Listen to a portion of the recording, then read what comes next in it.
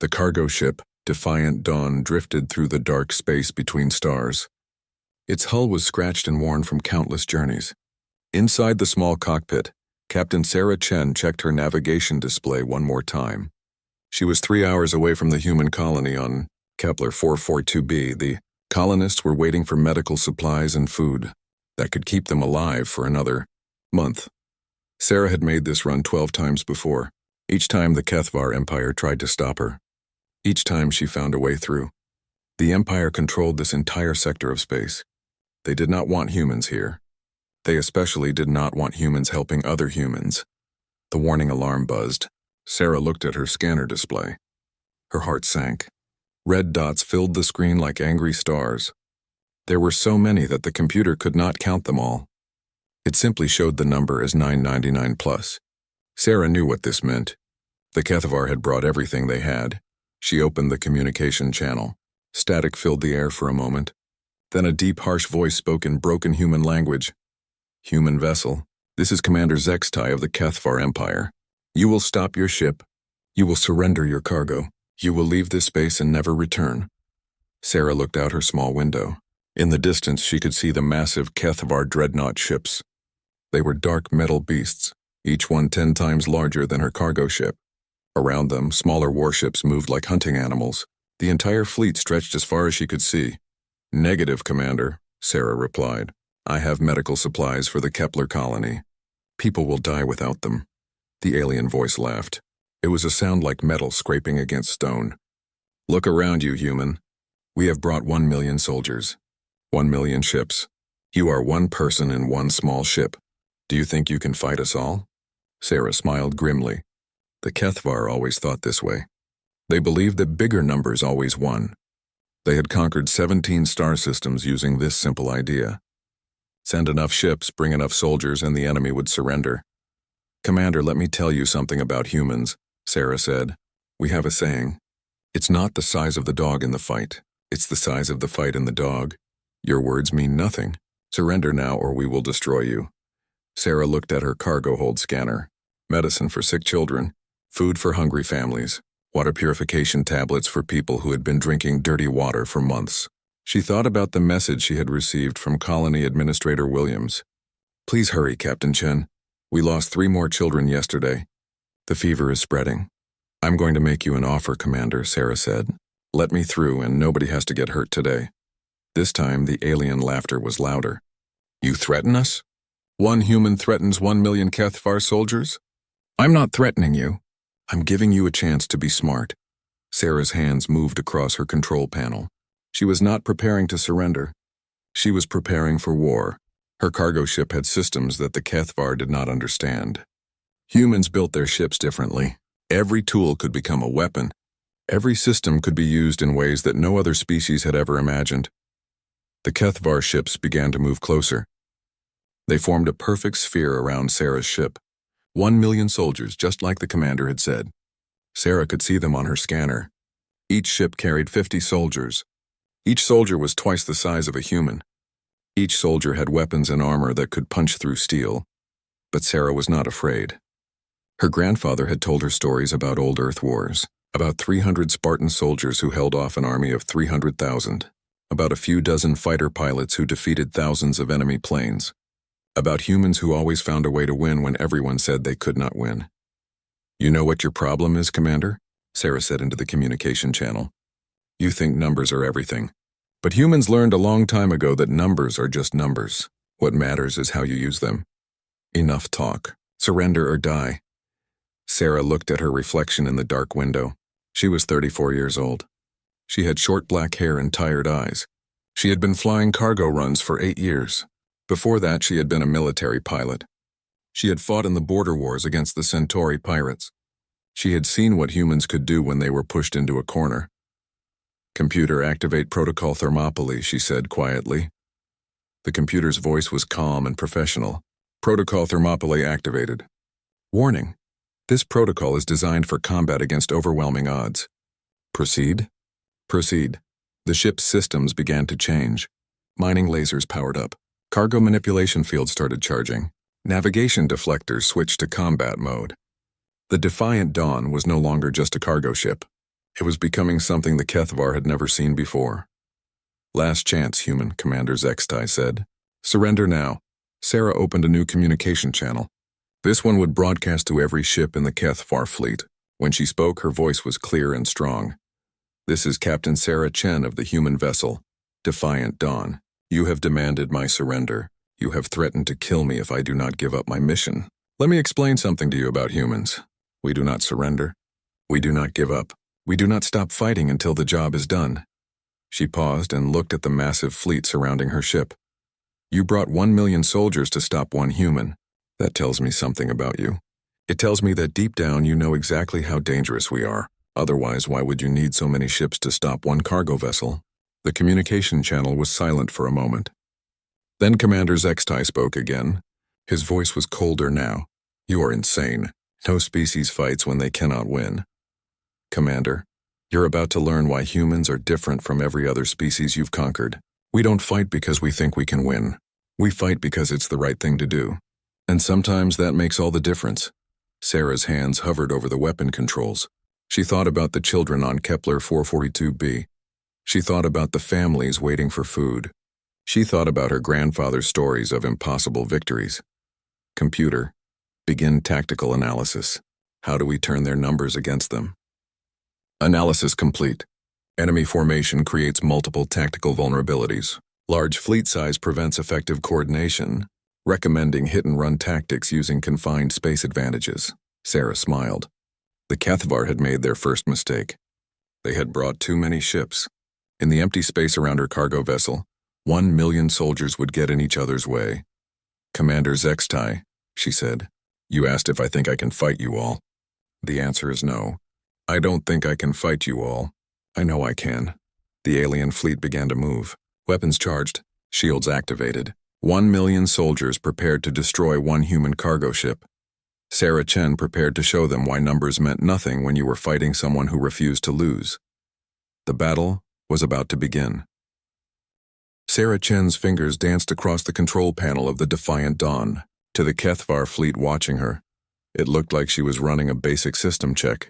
They had no idea she was actually preparing for the most important battle of her life. "Human vessel, you have 30 seconds to surrender." Commander Zextai's voice crackled through the communication system.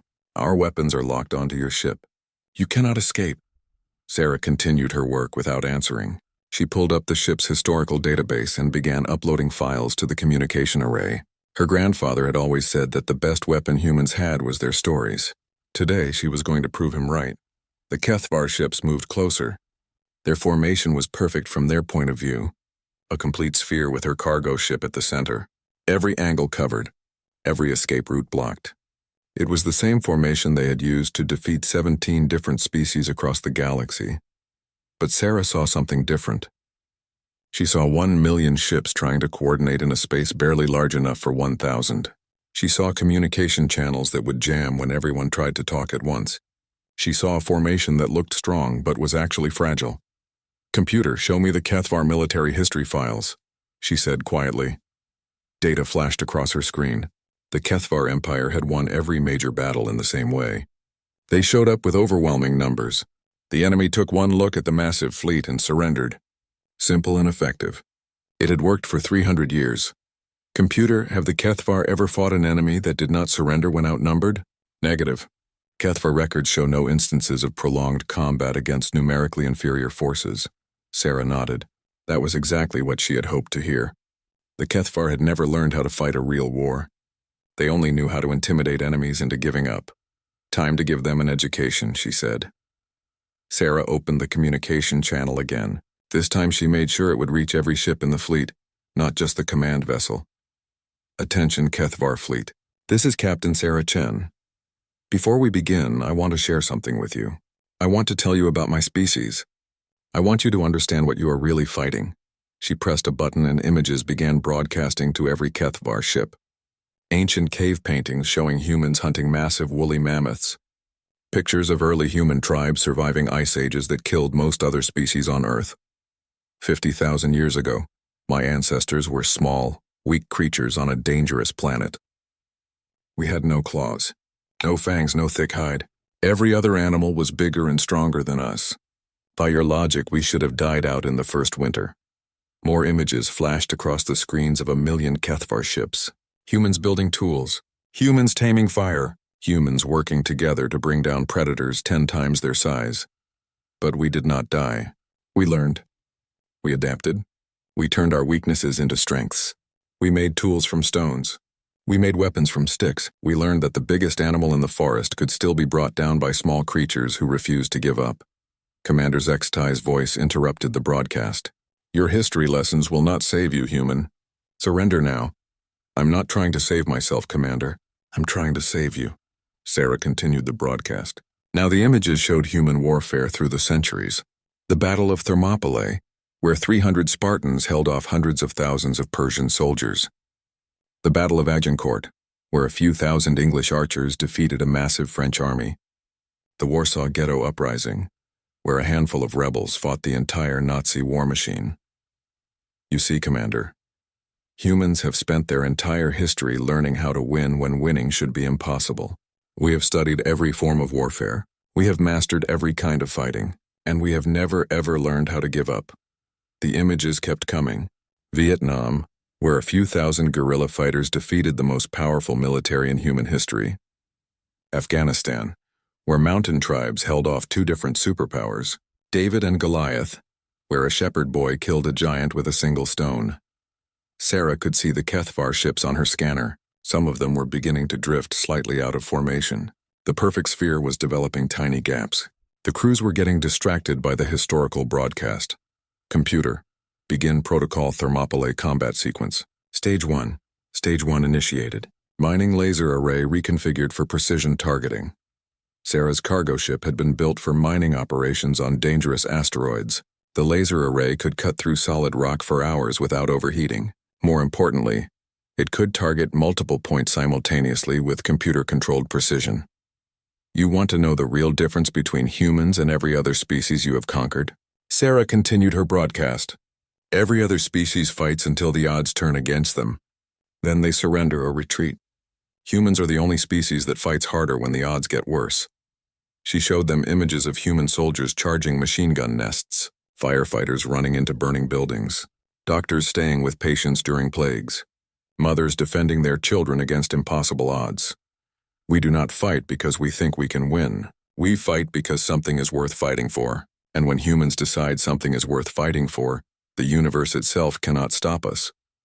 The communication channel crackled with alien voices. The HFY crews were talking to each other.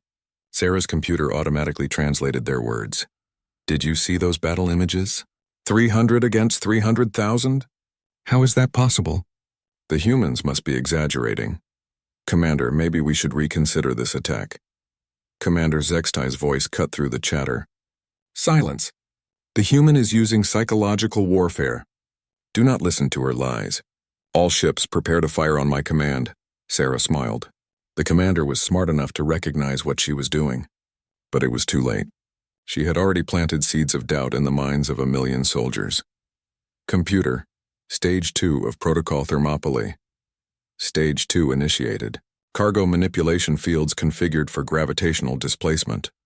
Sarah's ship was designed to move massive asteroids using controlled gravity fields. The same technology that could gently guide a 1,000-ton rock could also throw a warship completely off course. I want to tell you about one more human battle, Sarah said. Her voice was calm, almost conversational. It happened during something we called World War II. A single human fighter pilot named Witold Urbanowicz shot down 15 enemy planes in one day. 15 trained pilots with advanced aircraft defeated by one man who simply refused to be beaten. She paused and looked at her scanner display. The HFY formation was getting tighter as more ships moved in for the attack. Perfect. The closer they got, the better her plan would work. The enemy pilots had superior numbers, superior technology, superior training, but Urbanowicz had something they did not have. He had the desperate fury of someone fighting to protect his homeland. And that made him more dangerous than any weapon they could build. Sarah's hands moved to the weapon controls. Her mining lasers were fully charged. Her gravity manipulation fields were online. Her ship's deflector array had been reconfigured to generate electromagnetic pulses. So here is my final offer, Commander Zextai. Let me deliver these medical supplies to the human colony. Turn your fleet around and leave this system. Do this and nobody has to get hurt today." The alien laughter that came through the communication system was harsh and mocking. "You are one ship against 1,000,000. You cannot threaten us, Commander. I am not threatening you. I am teaching you. Today, you are going to learn the most important lesson in human history. Numbers mean nothing when you are fighting someone who has nothing left to lose." Sarah took a deep breath. She thought about the sick children on Kepler 442b. She thought about her grandfather's stories. She thought about every human who had ever faced impossible odds and decided to fight anyway. "Computer, all systems ready. All systems ready for combat. Warning. Success probability against current enemy numbers is less than 1%. Computer, you obviously do not know much about human history. Beginning attack run." The battle was about to begin, and Sarah Chen was ready to show 1,000,000 Kethvar soldiers why humans were the most dangerous species in the galaxy. Sarah Chen pressed the activation switch and the defiant dawn came alive with deadly purpose. What had been a simple cargo ship moments before was now something entirely different. Every system that had been designed for peaceful mining and transport had been transformed into a weapon of war. The first strike came without warning. Sarah's mining laser array, designed to cut through asteroid rock, fired simultaneously at 12 different targets. But she did not aim for the Kethvar ships themselves. Instead, she targeted the space between them. Beams of concentrated energy sliced through the vacuum, creating superheated plasma clouds exactly where the alien ships were trying to coordinate their formation. The Kethvar vessels, flying in their perfect sphere pattern, suddenly found themselves flying blind through walls of burning gas. "What is happening?" Commander Zexistai's voice crackled through the communication system. "Report!" Sarah listened to the chaos erupting across the Kethvar communication channels. Her computer translated the panicked alien voices. "Cannot see target. Formation disrupted. Ships 274 and 275 have collided. Requesting new orders." Sarah smiled grimly. The Kethvar had made their second mistake. They had never learned to fight in confined spaces. With 1,000,000 ships packed into a relatively small area, even a minor disruption could cause major problems. "Computer, Stage 3 of Protocol Thermopylae." Stage 3 initiated. Gravitational displacement fields at maximum power. Sarah activated her cargo manipulation system. The gravity field generators normally used to gently move mining equipment suddenly reversed polarity and began pushing instead of pulling. Invisible waves of gravitational force rippled out from her ship in all directions. The effect on the Kethvar formation was immediate and devastating. Ships that had been flying in perfect coordination suddenly found themselves pushed off course. Vessels that had been maintaining precise distances were now drifting into each other. The beautiful sphere formation began to collapse as ships struggled to maintain position against the unpredictable gravity waves. "Computer, how many ships have collided so far?" Current collision count, 47 vessels. Additional near-miss incidents, 231. Sarah nodded. She was barely 5 minutes into the fight, and already the Kethvar had lost more ships to accidents than to her actual weapons. Their own numbers were becoming their greatest enemy. "All ships maintain formation," Commander Zextai ordered. "Do not let the human disrupt our attack pattern." But it was too late. The Kethvar fleet was like a giant machine with too many moving parts. Every time one component failed, it caused problems for a dozen others. Ships trying to avoid gravity waves collided with ships trying to avoid plasma clouds. Vessels attempting to reform the sphere formation crashed into ships that were still following the old flight paths. Sarah switched to her navigation deflector array. These systems, designed to push space debris away from her ship during long journeys, had been reconfigured to generate electromagnetic pulse bursts. She fired them in a carefully planned sequence. The electromagnetic pulses did not damage the Kethvar ships directly. Instead, they interfered with their communication systems. Suddenly, Commander Zextai could no longer talk to all of his ships at the same time. Orders became confused. Status reports got mixed up. Ships in one part of the formation stopped receiving instructions completely. "This is Commander Zextai to all vessels. Ignore the electromagnetic interference. Focus fire on the human ship." But focusing fire was easier said than done. With their formation disrupted and their communications jammed, the Kethvar ships could not coordinate their attack. Some vessels fired at where they thought the Defiant Dawn was located. Others held their fire, afraid of hitting their own ships. Still others waited for orders that never came through the communication static. Sarah used their confusion to her advantage. She fired her mining lasers again, but this time she aimed for the weapon systems of the closest HFY ships. The precise energy beams designed to cut through solid rock, slice through alien armor plating like it was paper. Direct hits on 17 enemy weapon systems, her computer reported. Enemy vessels 215 through 231 have lost primary armament. Sarah had disabled 17 ships without destroying a single one. She was not trying to kill the HFY soldiers. She was trying to teach them a lesson. Computer open communication channel to the entire fleet. Channel open.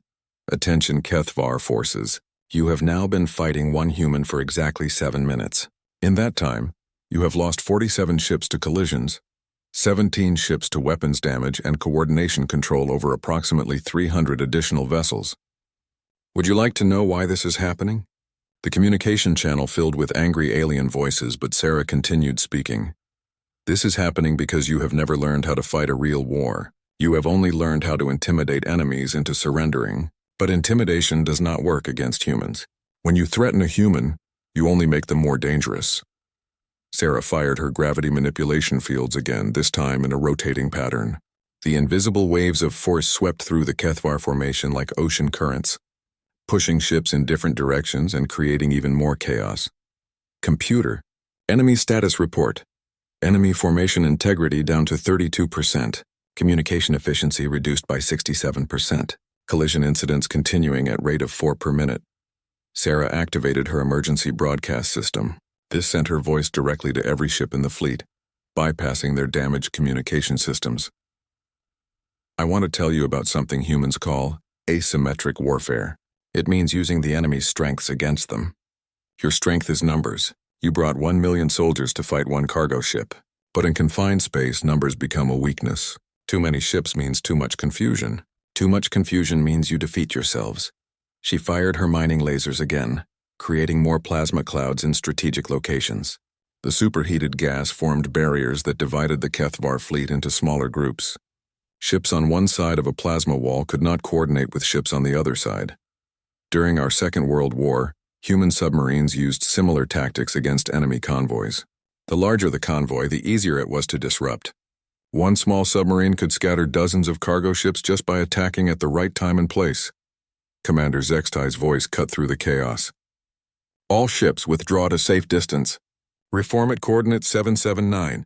But withdrawal was even harder than attack had been. With their formation disrupted and their communications jammed, the HFY ships had no idea which direction was safe. Ships trying to retreat collided with ships trying to advance. Vessels attempting to reach the rally coordinates flew directly into the plasma clouds that Sarah had created. Computer, how long have we been fighting? Current engagement time, 11 minutes 43 seconds. Sarah looked at her scanner display. The perfect sphere formation that had surrounded her ship was now a chaotic mess of scattered vessels. Some ships were trying to retreat. Others were still attempting to attack. Most were simply trying to avoid colliding with their neighbors. Computer broadcast this message to the HFY fleet. You asked if one human could fight 1 million soldiers. The answer is no. One human cannot fight 1 million soldiers. But one human can make 1 million soldiers fight each other. Sarah activated her gravity manipulation fields one more time, sending a final wave of gravitational distortion through the enemy formation. HFY ships, already struggling to maintain control, were pushed even further out of position. Computer, damage assessment of enemy fleet. Enemy losses, 89 ships destroyed in collisions, 112 ships with major weapon damage, approximately 400 ships with minor damage. Communication systems disrupted fleet-wide. Formation integrity completely lost. Sarah had been fighting for less than 15 minutes. In that time, she had turned the HFY Empire's greatest strength into their greatest weakness. Their million-soldier fleet was now a million-soldier disaster, but the battle was not over yet. Commander Zextai was smart and experienced. He would adapt to her tactics. Sarah needed to be ready for whatever came next. Computer, prepare for Stage 4 of Protocol Thermopylae. Warning, Stage 4 involves high-risk maneuvers with significant probability of ship destruction. Sarah looked at her scanner one more time. In the distance, she could see the human colony on Kepler 442b. People there were counting on her. Children were dying while she fought this battle. Computer, humans do not calculate acceptable risk. We do what needs to be done. Initiate stage 4. The real fight was about to begin. Commander Zextai stared at his tactical display in disbelief. 20 minutes ago, he had commanded the most powerful fleet in HFY history, 1 million soldiers in perfect formation, ready to crush a single human cargo ship. Now his display showed a scene of complete chaos. "Status report," he demanded. His tactical officer's voice shook as he spoke. "Commander, we have lost 137 ships to collisions. 208 ships have weapon damage. Communication with 40% of the fleet has been completely lost. Formation integrity is gone." Zextai looked out the viewport of his command ship, where there had once been a perfect sphere of coordinated vessels. Now there were scattered groups of ships drifting in random directions. Some were trying to reform. Others were still attempting to attack the human ship. Many were simply trying to avoid crashing into their neighbors. "How is this possible?" Zextai whispered. "She is one ship. We are 1 million. On his communication screen, Captain Sarah Chen's face appeared. She looked calm, almost relaxed. Behind her, Zextai could see the interior of her small cargo ship. It was cramped and simple, nothing like the massive command centers of HFY dreadnoughts. "Commander, are you ready to discuss surrender?" she asked. Zextai's anger flared. "Surrender? You think we will surrender to you?" "Actually, I think you should surrender to mathematics," Sarah replied. "Let me show you something." The communication screen changed to display a tactical analysis. Sarah's computer had been tracking the battle from the beginning. In 23 minutes of combat, your fleet has suffered more casualties from friendly fire than from enemy action. Your ships have collided with each other 192 times. Your communication system has been disrupted to the point where 70% of your vessels cannot receive orders. At current rates, your own fleet will destroy itself within the next 40 minutes. Zextai studied the analysis. The numbers were horrifying, but they were also accurate. His own tactical computer confirmed the humans' calculations. "You want to know the real tragedy, Commander?" Sarah continued. "Every single one of those casualties could have been avoided. All you had to do was let one cargo ship deliver medicine to sick children." Sarah's image disappeared from the screen, replaced by new footage. This time she was broadcasting images from the human colony on Kepler 442b. Zextai saw human children lying in makeshift hospitals. He saw families gathered around beds where their loved ones struggled with fever. He saw doctors working with inadequate supplies, trying to save lives with whatever they had. "These are the people you are trying to starve," Sarah's voice explained. "Children who have done nothing wrong except be born human. Families who came to this world hoping for a better life. Doctors who stayed behind to help when they could have evacuated safely." More images flashed across the screen. Human parents holding sick babies. Medical workers collapsing from exhaustion. Supply warehouses that were almost empty.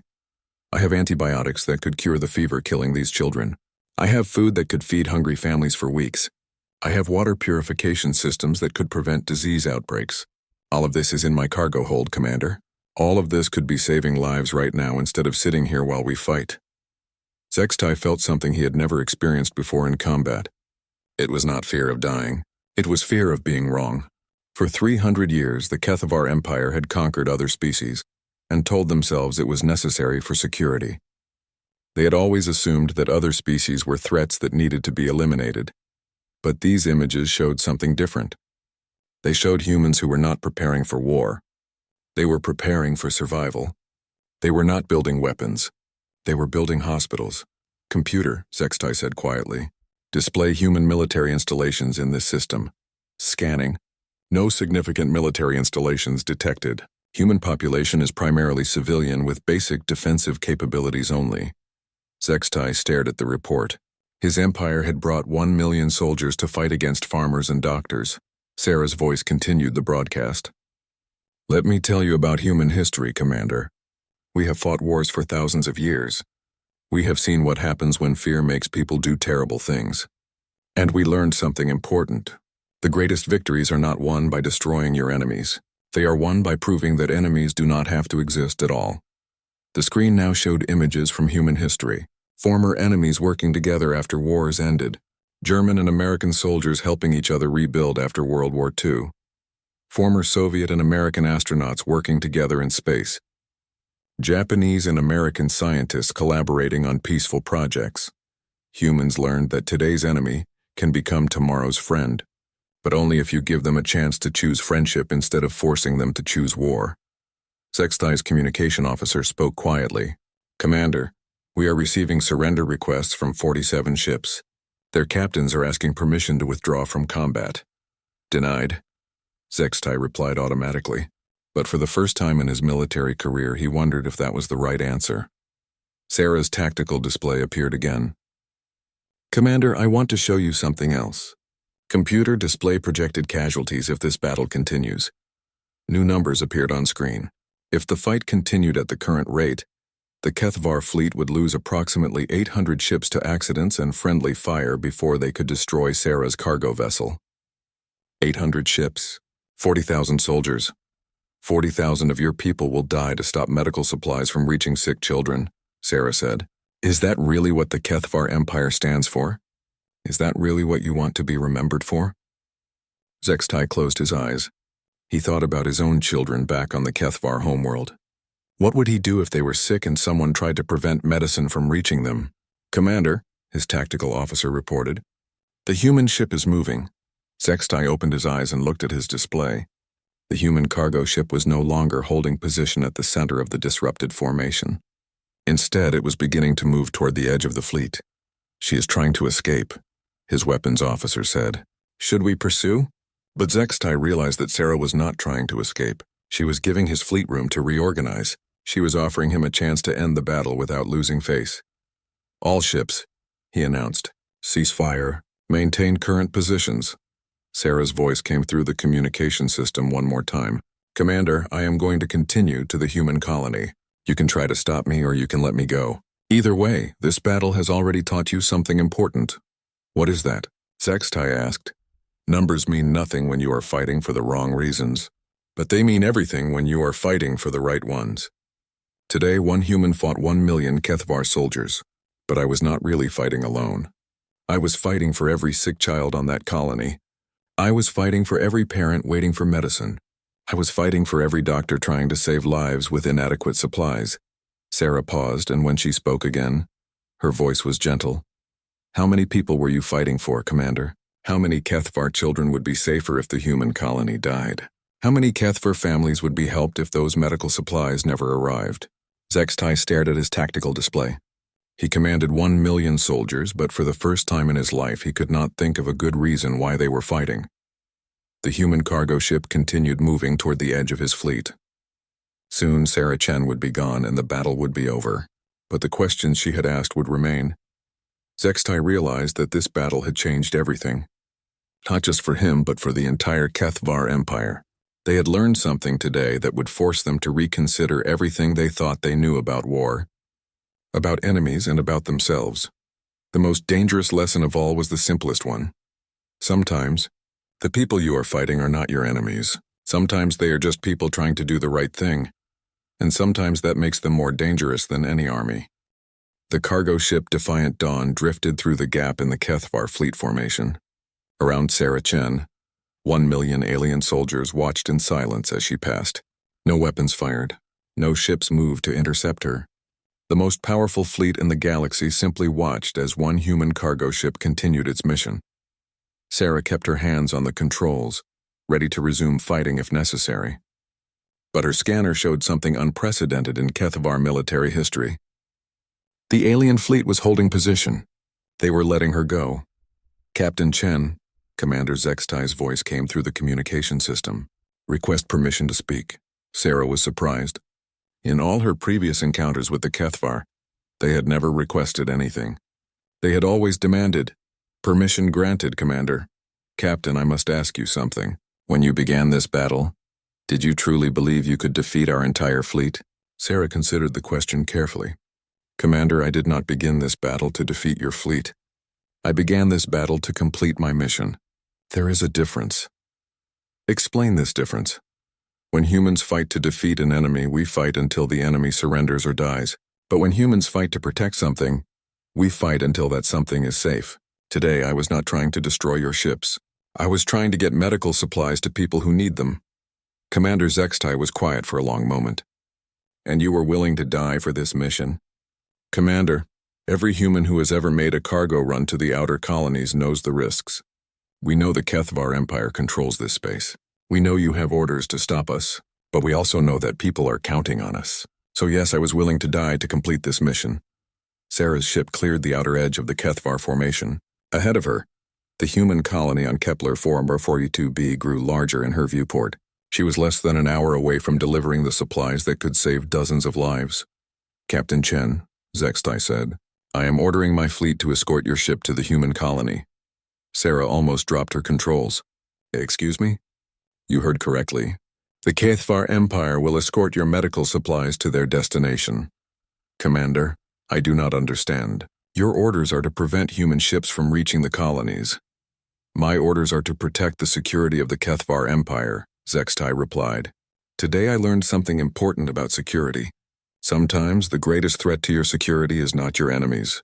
It is your own actions. Sarah watched her scanner as the massive Kethvar fleet began to reorganize. But instead of forming an attack formation, they were creating an escort pattern. Hundreds of alien warships moved into protective positions around her small cargo vessel. Commander, why are you doing this? Captain, you asked me how many Kethvar children would be safer if the human colony died. I have been thinking about that question. The answer is 0. Not one Kethvar child benefits from human children dying of disease. Sarah smiled. She had not expected the alien commander to understand so quickly.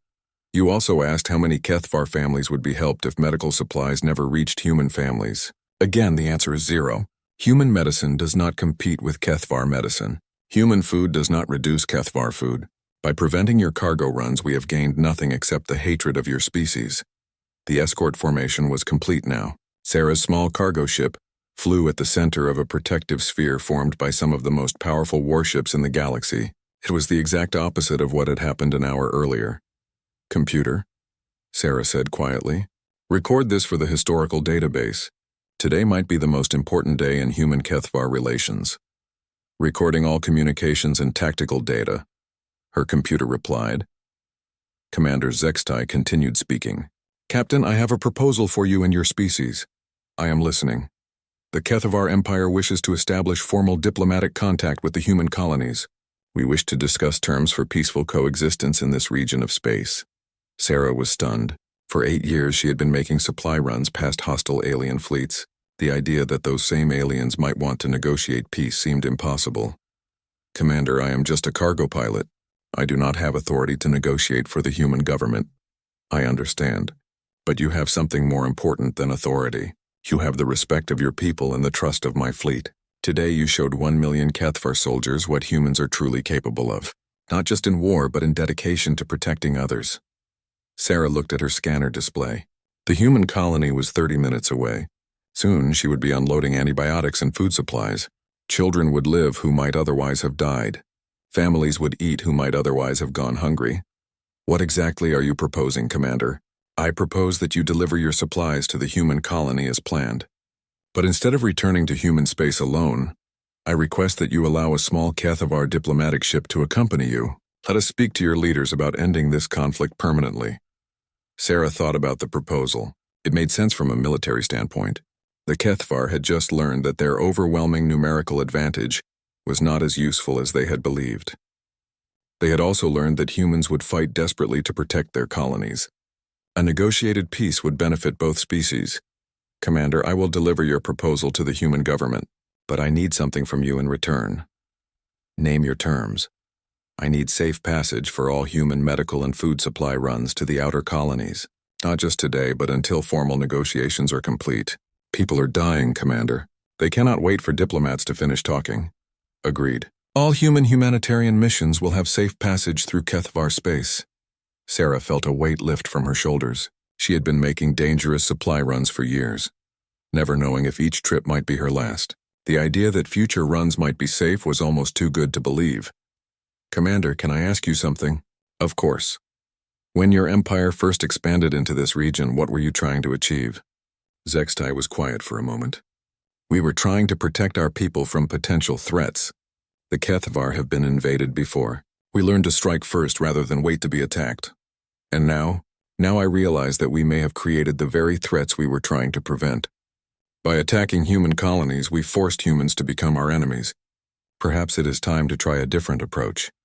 Sarah's ship entered the orbital space around Kepler 442b. Below her, she could see the human colony spread across the planet's surface. It was small and fragile compared to the massive Kethvar fleet, but it was home to thousands of people who were counting on her mission. Commander, we are approaching the colony. Your ships are going to cause quite a stir down there. I understand. Should we maintain distance? Actually, Commander, I have a better idea. Would you be willing to help with the supply delivery? Your ships have better cargo handling equipment than mine. We could distribute these supplies in hours instead of days. There was a long pause before Zextai answered. Captain Chen, are you asking the Kethvar military to help save human lives? Yes, Commander. That is exactly what I am asking. Another pause. Then, it would be our honor. Sarah watched as Kethvar cargo ships moved into position around the colony. Alien technology that had been designed for war was now being used to deliver medicine and food to human families. She opened a communication channel to the colony.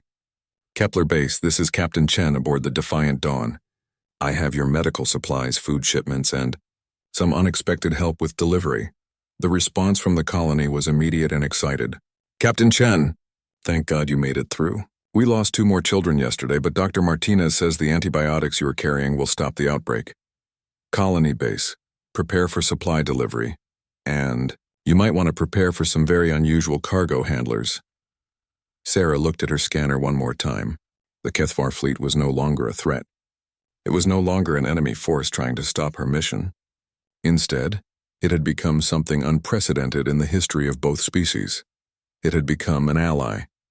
As alien ships began transferring medical supplies to the human colony, Sarah realized that she had accomplished something far more important than completing another cargo run. She had proved that enemies could become friends. She had shown that understanding was more powerful than weapons. Most importantly, she had demonstrated the most fundamental truth about humanity. When humans decide that something is worth fighting for, they do not just fight to win, they fight to change everything. The war between humans and the Kethvar Empire was over, but the peace that would follow would be even more remarkable than the battle that ended it.